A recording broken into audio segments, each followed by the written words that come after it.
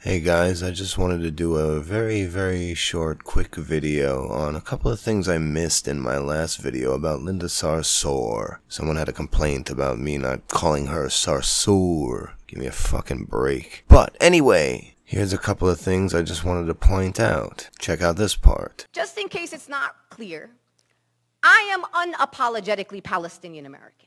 And will always be unapologetically Palestinian American. I'm also unapologetically Muslim American. And guess what? I'm also a very staunch supporter of the boycott, divestment, sanctions movement. Now,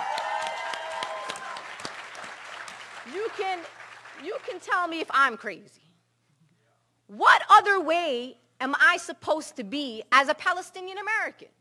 What other positions do people expect me to have as a Palestinian American who's a daughter of immigrants who lived under military occupation and still has family in Palestine who live under military occupation? I should be expected to have the views that I hold. And the fact that people want to frame the way that I choose to show up in a movement, they are denying my existence and my right to be an unapologetic Palestinian American who is not only a critic of the state of Israel, but I'm sure damn well a critic of the United States of America, and I always have been, even under the Obama administration. Now, what I'm here to say is this. I have always been an ally to Jewish communities. And one of the things that I've learned as a Muslim who belongs to a group of 1.8 billion people, that we ain't actually all the same. And I'm pretty sure that's the same in the Jewish community. So the confusion is, and I hope we're clarifying it for you tonight, that the Jewish community is also not a monolith. Not every single Jewish person that I've met sees their liberation or their Jewishness connected to the state of Israel. So the framing of this idea that in the progressive movement, somehow this imposition that we have to have is that all Jews, Israel, is inaccurate. It's false.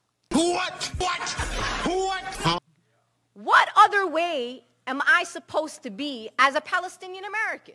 So the confusion is, and I hope we're clarifying it for you tonight, that the Jewish community is also not a monolith.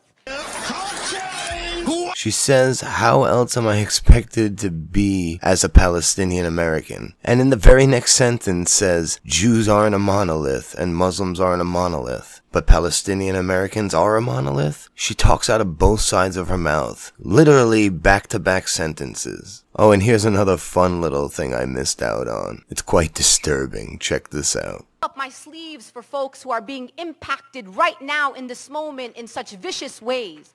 And guess what happens after you show up without putting conditions on your allyship and solidarity? Guess what happens? Eventually someone turns to you and says, who are you? Where did you come from? What is your story? That is what happens to me in the social justice movements. I have never showed up at a table and people who work with me on criminal justice reform, immigrant rights, healthcare access, you name it. I have never showed up to a table and said, before I sit down, raise your hand if you believe in the liberation of the Palestinian people. Raise your hand if you believe in BDS. That never happens because that's not how the movement works. That shit is gross. Anyway, thanks for watching again, guys. I just wanted to give you those two little add-ons to my last video. Have a good night.